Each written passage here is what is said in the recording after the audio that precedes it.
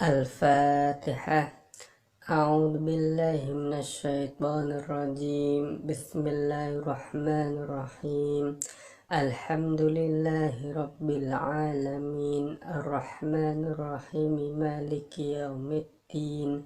Iyyaka na'budu wa iyyaka nasta'in. Ihdinas siratal mustaqim. Siratal ladzina an'amta 'alaihim ghairil maghdubi 'alaihim waladdallin. Amin. Bismillahirrahmanirrahim. Qala al-musannifu rahimahullah ta'ala wa nafa'na bihi wa bi ulumihi fid dharaini amin. Al-kalamu utawi kalam, huwa hiya kalam, iku al-lafdu lafad, al-murakkabu kang disusun, al-mufidu kang maidai, bil wad'i kelawan disejo. Al-kalamu adapun kalam, huwa yaitu al-lafdu ialah lafad, al-murakkabu yang tersusun, al-mufidu dan yang berfaedah, bil wad'i dan juga dengan disengaja. Penjelasannya, pada kesempatan kali ini kita membahas tentang bab kalam. Bab kalam ini adalah bab yang pertama di dalam kitab Matan Jurumiyah. Nah, kalam itu apa? Disebutkan bahwasanya kalam adalah lafaz yang tersusun, berfaedah, dan disengaja. Nah, dari pengertian kalam ini, maka kita bisa ambil kesimpulan bahwasanya syarat kalam itu ada 4. Jadi, sesuatu lafaz itu bisa disebut sebagai kalam jika memenuhi 4 syarat. Syarat tersebut sudah tersebut dalam pengertian ini, yaitu lafaz, yang kedua adalah tersusun, yang ketiga berfaedah, dan yang keempat adalah disengaja. Selanjutnya kita bahas satu persatu syarat-syarat tersebut. Syarat yang pertama adalah lafaz. Apa itu lafaz? Lafaz yaitu ucapan yang mengandung sebagian dari huruf hijaiyah. Contoh, kitabun. Dalam lafaz kitabun ini terdapat huruf kaf, huruf ta, alif, dan juga huruf ba. Yang kedua contohnya adalah qalamun. Terdapat huruf qaf, huruf lam, dan juga huruf mim. Dan yang ketiga adalah lafaz zaidun. Ada huruf zai, huruf ya, dan huruf dal. Nah, contoh kalimat-kalimat ini itu adalah termasuk dari contoh lafaz. Kenapa? Karena kalimat-kalimat ini mengandung huruf hijaiyah.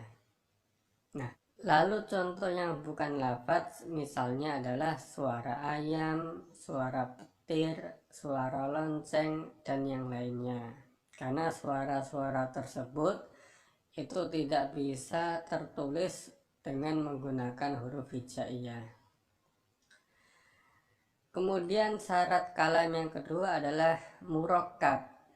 Murakkab artinya adalah tersusun, yaitu lafaz yang tersusun dari 2 kalimat atau lebih. Jadi kalam itu minimal harus terdiri dari 2 kalimat atau lebih dari 2 kalimat. Contohnya misalnya adalah zaidun qaimun, artinya Zaid berdiri.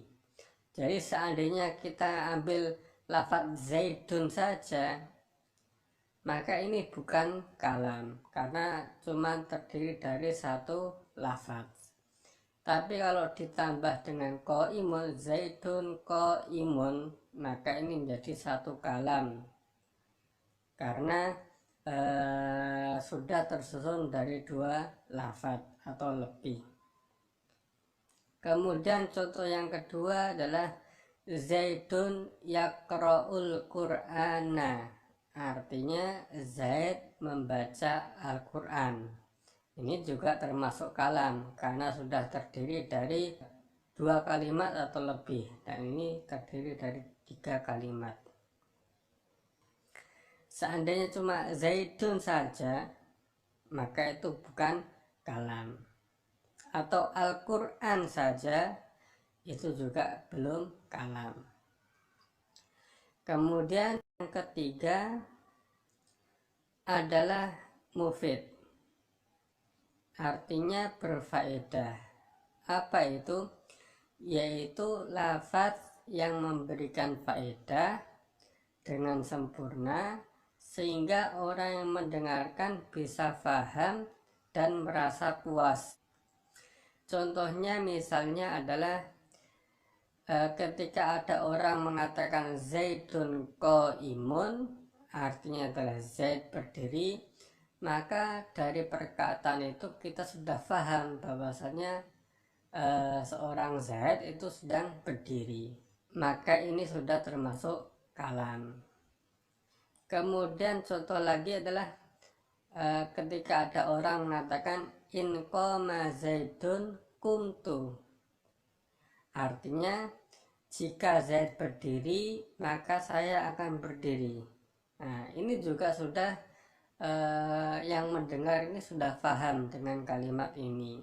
Artinya jika seseorang yang bernama Zaid itu berdiri, maka orang yang berbicara ini itu juga akan ikut berdiri sebagaimana dengan berdirinya Zaid. Kemudian contoh yang tidak mufid, yang tidak berfaedah, misalnya ada orang mengatakan in qama Zaidun, jika Zaid berdiri. Nah, maka ini orang yang mendengarkan belum bisa menangkap apa kesimpulan, apa maksud dari orang yang berbicara in qama Zaidun, jika Zaid berdiri. Kemudian ngapain, kan belum jelas. Maka lafaz ini itu tidak mufid sehingga bukan termasuk kalam karena masih janggal lafaznya. Kemudian syarat yang keempat adalah bil wada'i, artinya disengaja. Maksudnya bagaimana? Yaitu lafaz tersebut keluar dari seseorang dengan sengaja untuk memberikan pemahaman kepada orang yang mendengarkan. Jadi lafaz yang keluar dari orang yang menggigau bukanlah termasuk kalam. Jadi bil wada'i ini maksudnya adalah orang yang mengatakan atau mengucapkan lafaz-lafaz tersebut itu mengatakannya dengan sengaja, sehingga jika ada orang yang sedang tidur kemudian dia menggigau dalam tidurnya, walaupun perkataannya mungkin bisa difahami, tapi karena dia sedang menggigau maka itu bukan termasuk kalam. Selanjutnya kita baca kembali matan kitabnya. Wa aksamuhu, utawi piro-piro bagiane kalam iku salah satun telu. Ismun siji kalimat isim, wa fi'lun lan loro kalimat fi'il, wa harfun lan telu kalimat huruf, ja'a kang tumeka apa huruf limaknan maring arti atau makna. Wa aksamuhu, adapun bagian-bagiannya kalam salah satu ada 3. Ismun yang pertama isim, wa fi'lun dan yang kedua fi'il, wa harfun dan yang ketiga huruf, Ja'a yang datang apa huruf di makna kepada suatu makna. Jelasannya, kalam terbagi menjadi 3, yaitu yang pertama adalah isim, yang kedua fiil, dan yang ketiga huruf yang memiliki makna. Nah, kita jelaskan satu persatu. Yang pertama adalah isim. Apa itu isim? Isim adalah kalimat yang memiliki makna pada zatnya dan tanpa disertai oleh waktu. Contoh misalnya Zaidun dan juga kitabun. Jadi Zaidun ini atau lafaz Zaid ini itu memiliki makna yang menunjukkan pada seseorang yang bernama Zaid. Kemudian kitabun ini juga memiliki makna yang menunjukkan pada suatu benda yang dinamakan sebagai kitab. Nah, kedua lafaz ini itu tidak terikat dengan waktu.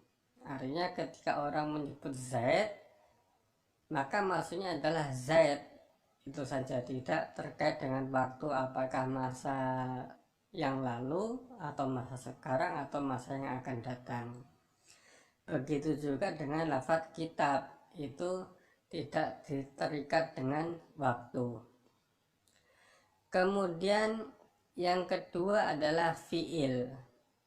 Fiil adalah kalimat yang memiliki makna pada zatnya dan disertai dengan waktu. Jadi perbedaannya antara kalimat isim dan fiil adalah dua-duanya ini sama-sama memiliki makna, akan tetapi kalimat isim tidak disertai dengan waktu, sedangkan kalimat fiil ini terikat oleh waktu. Nah, contohnya kalimat fiil adalah doroba, artinya sudah memukul. Kemudian yadribu, artinya sedang memukul. Kemudian yang ketiga adalah idrib, artinya pukullah. Nah, ketiga lafaz ini itu terikat oleh waktu. Doroba sudah memukul, artinya dia terikat dengan waktu yang sudah terjadi, sudah lalu. Kemudian yadribu artinya sedang memukul, artinya dia terikat dengan waktu di saat ini, sedang memukul.